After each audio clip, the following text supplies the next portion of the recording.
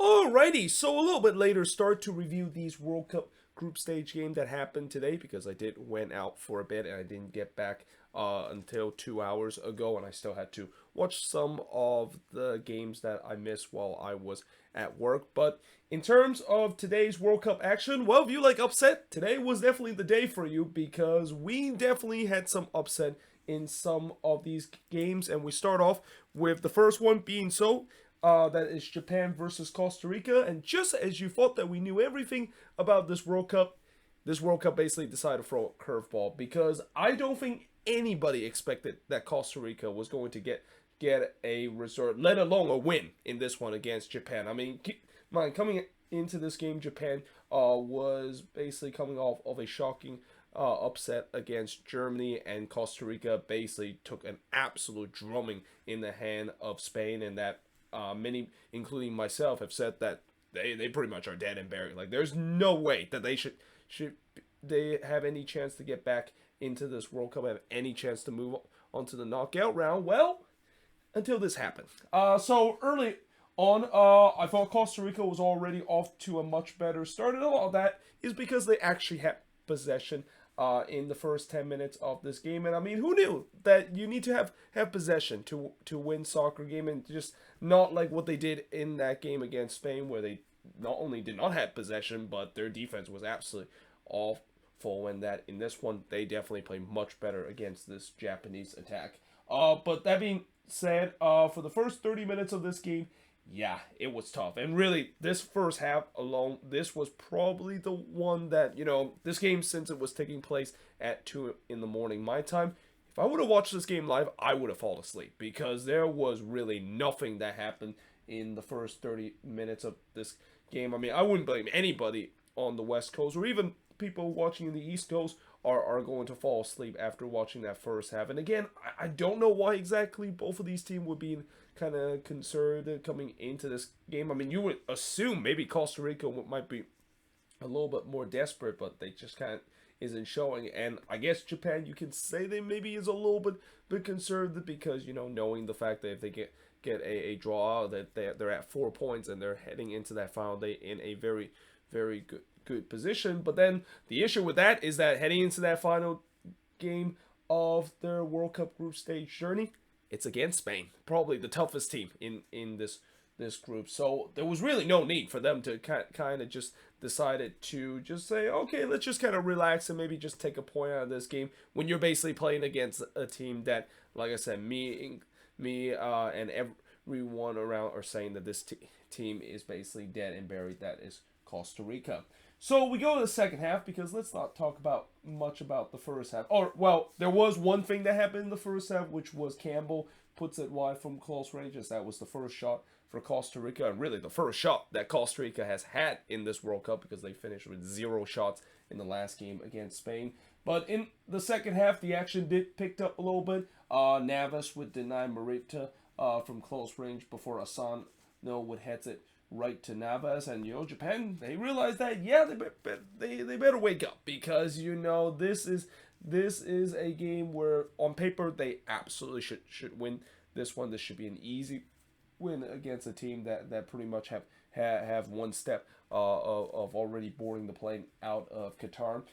Soma then puts it just high on the free kick. There was a shout for a penalty for Japan, but the referee said that the foul happened outside the box, and Japan, of course, continue to push men forward and are desperate to find that crucial opening goal. But instead, out of everybody's surprise, it's Costa Rica, the one that gets the opening goal. It's Fuller that scores from Tejeda to give Costa Rica a 1-0 lead, completely against the run of play, because up to that point, it was all Japan in the second half. And that, if you would guess who, of course, would get the next goal, you would definitely not say Costa Rica was going to be the one to do so. And in some way, I think this is also one that, the goalkeeper from Japan, I feel like he's got to do better in that. I mean, yes, Fuller, he did hit that one well and placed it very well, but, the goalkeeper for Japan, I feel like he could have definitely got a stronger hand into it. I mean, he got a hand into it trying to push it out, but wasn't able to do so. And yeah, that of course gives the Ticos a 1-0 lead, a very unexpected 1-0 lead nevertheless. Navas then denied Kamala in the 88th minute, and then it was just a mad scramble in the box. Like the Costa Rican were having a lot of trouble in terms of clearing their lines, and that they're very fortunate the fact that Japan wasn't able to take advantage and the ball fall kindly in the hands of Navas. And yeah, in the end, Costa Rica pulls off the upset here. 1-0 against Japan in this one.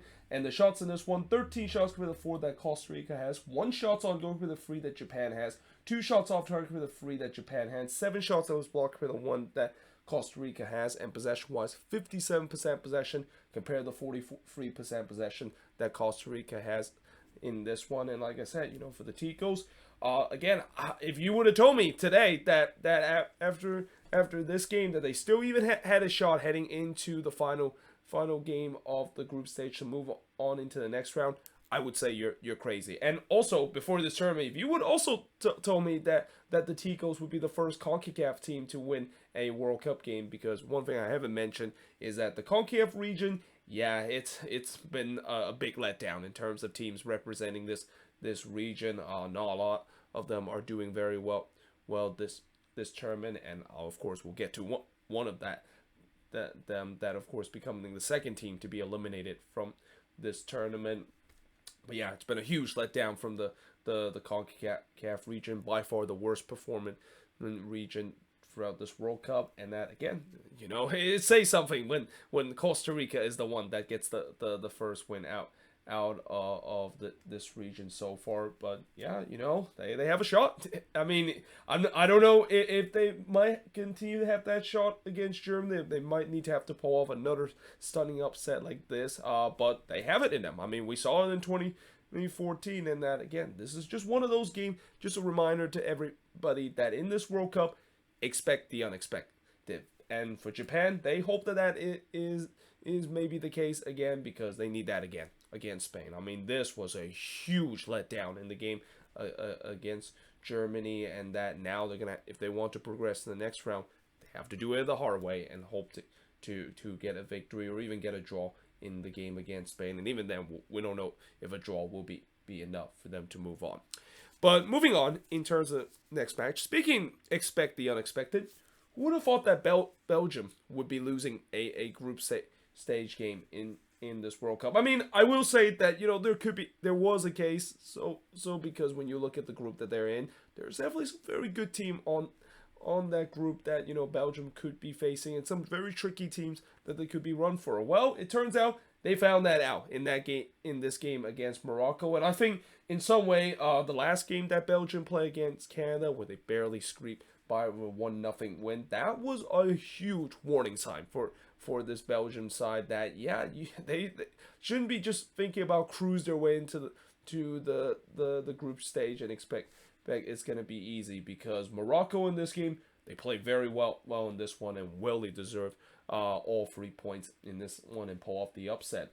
Early on, Munir would deny Bashrawi from close range, as I thought it was a much better start for Belgium in this one, as they were pushing early to try to get the lead. Remember, they got off to just such a terrible start against Canada. They were just getting pinned back and getting absolutely dominant by the Canadian side in the last game.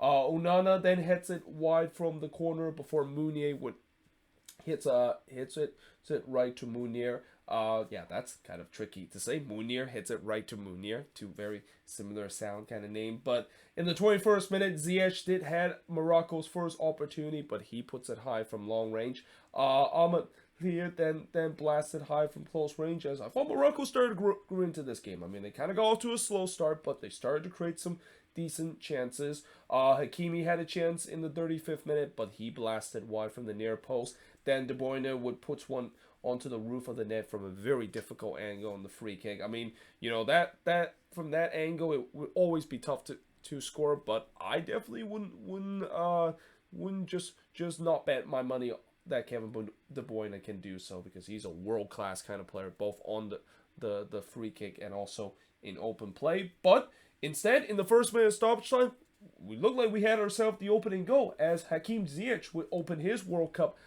goal scoring account here to give Morocco a 1-0 lead. That is, if VAR didn't disallow this goal because there was an offside on the free kick. And apparently, the reason why this was offside was when ZH delivered this one, there was a couple of Moroccan player that was attacking this free kick, and I think both of them was in an offside position. So just kind of take a pick if you're a VAR official which one it is, and yeah, the goal was disallowed, and we remain scoreless heading into the second half. Now in the second half, ZH would hit one right to Courtois before Munir would deny Hazard in the front post. By the way, I want to also mention there was only 1 minute of stoppage time in the first half, which that is by far the fewest amount of minutes, and probably the most normal stoppage time to the end of the first half that we got in this tournament. Because one of the things that I mentioned about this tournament, and one thing I kind of don't like, is the fact that there's just way too much stoppage time. Even in games that are just like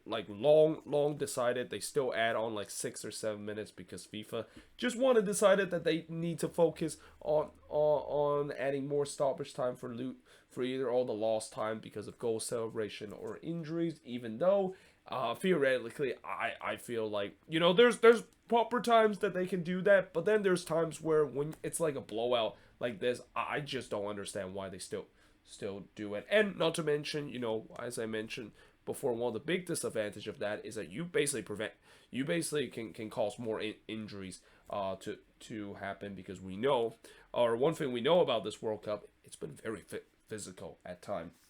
But going back to this game, in the 53rd minute, Onana would head it wide from the corner before Bulgar would put it just wide from close range. And again, both of these teams, they were getting some good early opportunity. They were looking to try to score the opening goal. Munir would deny Mertens from close range in the 65th minute, but it was Morocco, the ones that gets the opening goal in the 73rd minute, and it's Romain Saiss that scores from Sabiri to give Morocco a 1-0 lead. Now, originally, they said Sabiri was credit of the goal, so I don't exactly know why they decided to change it to Romain Saiss. In fact, it was Sabiri, the one that, of course, celebrated. I'm not sure. Maybe they did take a touch off of Saiss or something. And keep in mind, I'm basically recording this goal but from the MLS website. I probably should do it on the FIFA website, but apparently I think they give Saiss the credit here. It doesn't matter. Morocco will take it. They leads at 1-0, and certainly that stadium absolutely erupted. Like, again, this game was majority the Moroccan fans, and once again their fans were making a lot of noises in this one. And once that one went in, you can definitely see the roof was lifted, and that stadium was shaking with the way those Moroccan fans were jumping in joy of seeing their team getting the 1-0 lead. And also, not to mention, the shock was definitely on again in this one, because not many people would have thought that Belgium would be losing this one, even if Morocco is definitely a tricky team to play. And really, as the time winds down, Morocco, they started to shut up shop and really started to drop a deep line, trying to preserve the lead and the upset. Vertonghen trying to heads it in for Belgium to get the equalizer, but he puts it wide on the corner, and you can definitely start to see the frustration in those Belgian players, because they were just finding no way through this Moroccan defensive resistance. This Moroccan backline was determined to get the upset. In fact, they actually had a couple of late opportunity. First, Courtois would deny Hakimi from close range before, in the second minutes, they make sure the 3 points were preserved, as Abu Khalil would score from Ziyech to give Morocco a 2-0 lead. That pretty much iced the game and the upset, as in the end, Morocco gets the upset in this one over Belgium. Shots in this one, 10 shots apiece for both of these teams. 4 shots on goal for the 3 that Belgium has, 5 shots off target for the 6 that Morocco has, 2 shots on block for the none that Morocco has, and possession-wise, 67% possession compared to 33% possession that Morocco has. And after I talk about this game between Croatia versus Canada, after this game was, of course, over, it turns out that Morocco is now first in Group D. And, I think, as much as I want to say that is a bit of a surprise, I did say that in Group D, anything can happen. Like, I can definitely see the group change in a different way, which is why when I make prediction of Group D, I was thinking that, this is probably going to be the group that I'm going to get it wrong, because it's just so unpredictable. Anybody can finish where they is. And so far, I'm pretty sure I got it absolutely wrong because I think I predicted Morocco to finish dead last, and that definitely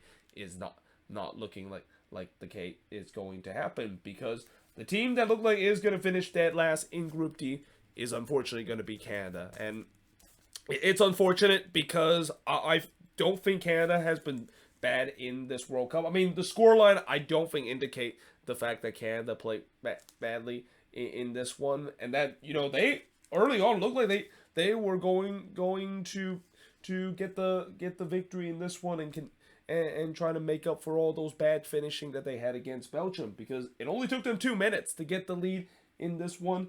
And it's Alphonso Davies, the one that scored from Tajon Buchanan to give Canada a 1-0 lead. I'm not going to lie, I actually celebrated when this goal went in, because you know how much of a fan I am with Alphonso Davies, and that it is just such a joy to see him score there. And I'm pretty sure not only Canadian fans, but even Whitecaps fans are probably celebrating too, because nobody will ever forget that they are the team that, of course, developed the talent of Alphonso Davies. And I think even some New England fans are probably celebrating too, because Tajon Buchanan, of course, seeing another player that they developed getting on the assist chart there. And yeah, Canada were up leading 1-0. You thinking that, well, looks like the Canadians are going to make amends of what they did in the last game, able to find that clinical finishing, and they're going to ride out with a victory, right? Well, Croatia has other ideas, because after the 1-0 lead Canada has, that was really the only thing that the Canadians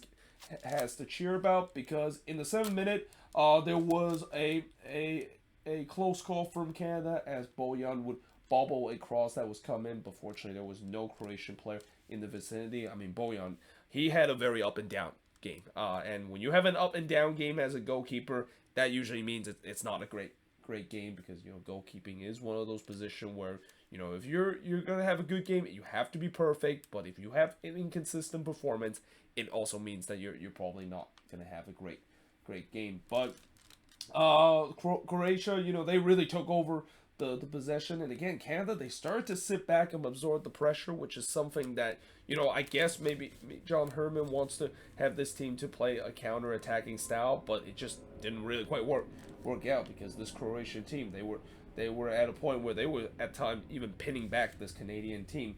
Levesia would try to toe poke it in, but he puts it right to Bojan before he looked like he scored the equalizer for Croatia, but the goal was disallowed for offside. But that was a warning shot for Canada, and in fact, there has to be alarm bells ringing in the Canadian side, because Croatia not only have took over this game, and the momentum is all with the Croatians, but the fact that they have looked very disconnected in their shape, and that the midfield was just getting absolutely overrun, and on the defensive end leaving gaping spaces for this Croatian attack to operate. You just kind of sense that, yeah, I think for Canada, they gotta tighten things up, because if they keep doing that, then Croatia eventually is going to knock on the door, and they're gonna find the equalizer. Well, it turns out maybe John Herman didn't heard what I wrote that, because Croatia continued to push for the equalizer. Bojan would deny Levadia from close range before, in the 35th minute, Croatia did get the equalizer. It's Kramaric scoring from Perisic here to tie the game up at 1 apiece. Not long after, Levadia would take the lead for Croatia as he scored from Jurnovic to give Croatia a 2-1 lead, and the Canadians were completely rattled. Like, you can even see it in their face. They were completely rattled. They are pretty much shell shocked, and Croatia probably saw that, and they decided that they're gonna keep attacking. Kramaric had a chance to score his second, but he pulls it high from close range, and that halftime whistle eventually did came. And I think if you're Canada, that's probably the most relief halftime whistle, and even for John Herman too, that has to be the most relief halftime whistle that he must feel, because this Canadian side was just getting absolutely outplayed ever since the early goal here, and that, yeah, they find themselves down 2-1 heading into the second half in a game where it looked coming into it because of other resort, it felt like it was a must-win game for them. In the 49th minute, Osorio would bends it just wide from the curler. I mean, if that went in, I would definitely be very happy about that because you know how much I like to see MLS players scoring in the World Cup, and Jonathan Osorio almost did it there. But I thought Canada started to look back like they're back at their best. They're starting to control the game again and create some chances. But the question is, can they continue this intensity? Because we've seen it before where, you know, they can continue it, but then they let their intensity drop and let their opposition back, and they never able to take the intensity and the momentum back to them. Well, it turns out that was the same case again in the second half because Croatia started to gain momentum again. Bojan would deny Kramaric from close range before Levikovic actually tipped David shot over. But Bojan, I thought he got away with a bad mistake here where he basically gave this one right to Mateo Kovacic, and Kovacic just tried to cross this one in, and that you know he was actually near the flank there, so he couldn't really quite try to chip Bojan there. But yeah, that one goes right to Bojan. Very fortunate for Bojan there, but again he just continued to look very shaky in this one. I mean, there was even one moment earlier in the second half where the ball was coming into the box, and when you're a goalkeeper and the ball is coming near you, you gotta go out and just try to punch it out. And Bojan did not do that. He just stand there still, and he pretty much almost got caught flat-footed in this one, and that again just not a great performance in this one for Bojan, and it's a shame because you know he had such an incredible performance doing his time in the World Cup qualifying. I wonder if it has anything to do with the sweatpants. I mean, you know, Bojan, he hasn't been able to wear those sweatpants because you know I don't think FIFA would have allow it, and not to mention I don't think you want to wear sweatpants in Qatar when it's like 80-degree heat. But he kind of have lost his magic sweatpants in this World Cup because he hasn't really looked that good. In fact, in the 70th minute, he would get beaten again as Kramaric would score his second goal of this game from Perisic to make it 3-1 in favor of Croatia, and that's an absolute gut punch for Canada because, you know, to keep this one at 2-1, you still have a chance maybe score the equalizer and then maybe go for the winner, but now finding themselves 2 goals down, it looks like it's going to be almost impossible. In fact, Bojan would then deny Perisic, and then on the follow-up, Brazovic would then try to score on the rebound, but he was also denied by Bojan. And again, it feels like the Canadian World Cup bubble was going to pop because Croatia, they were relentless. They were showing no mercy. They were looking to try to get the 4th goal. Perisic tried to do so, but he blasts one into the stands before Orsic tried to do in the 90th minute, but he puts it right to Bojan. But in the 4th minute stoppage time, eventually it was 4-1 in favor of Croatia. It's Mir scoring from Osic to give Croatia a 4-1 lead, and that would be the final score in this game. As the shots in this one, 13 shots for the 8 that Canada has, 10 shots on goal for the 2 that Canada has. Both teams had 3 shots off target, 3 shots that was blocked for the none that Croatia has, and possession-wise, 52% possession compared to 48% possession that Croatia has in this game. And you know, overall, the quality of Croatia kind of shown in this one. And again, this is just kind of a reminder that after that poor performance that they had against Morocco, that you know, this Croatian side, they still have it in them, and that, you know, I know that before in the tournament, I don't think they're gonna make as a crazy run like they did in the last tournament, but this is a team that I think you should still take seriously, and a team that I think they definitely have the quality to move on into the knockout stage.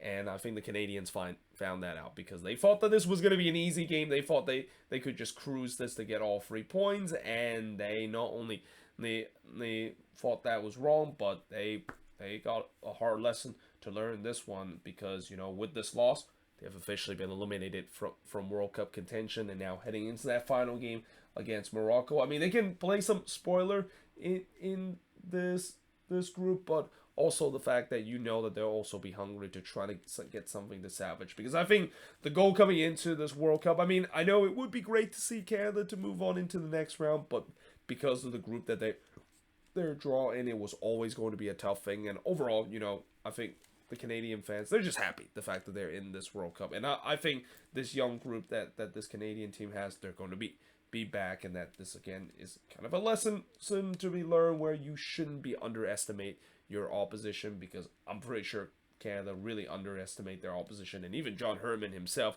I feel like he kind of got a little cocky, especially with what he said after the game in against Belgium to his team. That that maybe Croatia used that as an inspiration, because maybe that's why they basically show no mercy to Canada in the end. But that being said, moving on in the next match to a heavyweight matchup between Spain versus Germany. I mean, anytime when you get two well-known powerhouse in Europe facing off against each other in the knockout stage, you know there's going to be some good action to be. And I think this one definitely did not let it down, because I think this was just kind of a classic matchup where, you know, if you would have say that if anyone told me that this was a group stage game, I would assume this was a World Cup final game, because the way that this game was played, it has that kind of knockout stage kind of vibe and that World Cup final kind of vibe in it. But in the end, it does end in a 1-1 draw in this one, in a game where I think that the more happier side will definitely be Germany, especially with the way that they're still alive. After, if they would have lost this one, then their World Cup hole would have been just completely shattered again. But early on, Neuer did had to deny an Omer shot, and what a save this was from Manuel Neuer. I mean, he basically palms this one off the post. I mean, Danny Olmo absolutely hits this one on a rope from long range, and Neuer, you know, knowing the fact that he is one of the best goalkeeper, if not the best goalkeeper in the world, and all the analogy that we made about him, comparing good goalkeeper, yeah, you knew he was going to make a great save, and he basically pushed this one off the post and out of play.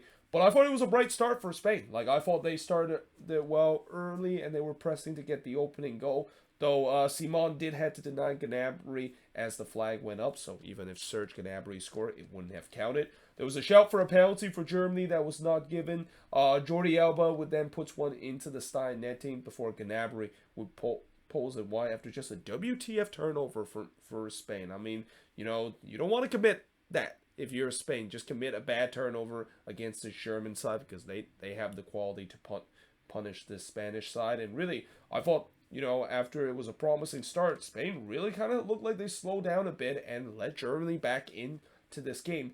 Ferran Torres then flipped his lines from 10 yards out, but the flag, of course, come up, which I think, you know, he probably is made. This is one of the few times where if you're a striker and you had a very bad miss, you're actually very happy the flag would have came up, because this was not a great moment for Ferran Torres. Like, that has to be put into the back of the net 9 out of 10 time. Speaking of the ball end up in the back of the net, it looked like it did in the 39th minute when Rudiger puts it in, but the goal would be quickly disallowed. In fact, the referee didn't even have to go to the VAR monitor. It only took like 20 seconds for VAR to check it, and they immediately ruled Rudiger shot goal offside, and rightfully so. I mean, when you look on the replay, it was pretty clear that Rudiger was at least a yard offside, and yeah, that means the game remains 0-0 in this one. But I thought the game kind of started to open up a little bit, and that both of these teams were trying to get the opening goal before halftime, but we do head to halftime scoreless between these two European European heavyweight. But in the second half, Simon would then deny Kimmich from close range after just, again, another bad turnover for Spain. Spain committed a couple of bad turnovers, especially in your own half, and like I said, they can't do that against this German side. If they keep doing that, eventually this German side is going to punish, especially with the high press that they were playing. Olmo would then hit one right to Neuer before, in the 62nd minute, we have a breakthrough. It's Alvaro Morata scoring from Jordi Alba to give Spain a 1-0 lead. Though on the other end, Simon would deny Musiala from close range, and then Fulkirk would head it wide from the corner. And you can have a sense that, you know, with the World Cup lives on the line for Germany, they were pressing hard to try to get the equalizer, because if they would have lost this game, they would have been in a very steep mountain to climb heading into the final day of the World Cup action. And they had a chance in the 80th minute with Joshua Kimmich from 20 yards out, but his free kick is blocked by the wall. But in the 83rd minute, they did get the equalizer, and it's Fulkirk, the one that gets the equalizer for Germany, from Musiala to tie the game up at one apiece. And in the last 7 minutes, both of these teams were trying to get the winning goal, because whoever gets this winning goal would have definitely have one, well, not really 1 foot into the knockout round. That might be the case for Spain, but certainly for Germany, that wouldn't be the case. That would be just the case that they would be in a better position heading into that final game against Costa Rica. But in the end, it does end in a 1-1 draw on this one, as the shots in this one, 11 shots compared to 7 that Spain has, 4 shots on goal for the 3 that Spain's had, 4 shots off target for the 2 that Spain has, 3 shots that was blocked for the 2 that Spain had, and possession-wise, 64% possession compared to 36% possession that Germany has in this game. But overall, it was a very entertaining game, and a game that, again, just kind of had that knockout stage kind of vibe. And we'll see whether or not if both of these teams is going to face off against each other again. Well, actually, most likely not, because in order for that to happen, both of these teams will be facing off against each other in the World Cup final. But certainly coming out of this one, Germany, again, they'll be the more happier side, because after that big result that Costa Rica had against Japan, now all of a sudden, where if they can get a win against Costa Rica and some result goes in their way, they'll be moving on into the next round. But for Spain, they're also in a pretty good position of moving on, but they're going to be facing against a Japan side that is going to try to make amends of what happened in the game against Costa Rica. So I don't think that's going to be an easy game for Spain itself. But yeah, it's going to be interesting to see how the group of death is going to look like. And again, as we get closer and closer into the final match day of the group stage, and with the way that not a lot of team has been able to clinch, like so far only France is the only team that has officially booked their ticket to the knockout stage in the World Cup, something tells me there's going to be some crazy things, and there's going to be a lot of scoreboard watching that is going to happen, because on the final match day, all of the games, at least within the group, is going to be playing simultaneously. But until then, hope you guys enjoyed this video. If you do, make sure you guys do a like, smash the subscribe button. Let me know in the comments below, what do you think of today's World Cup group stage action. And yeah, hope you guys enjoyed this video, and I will see you guys next time.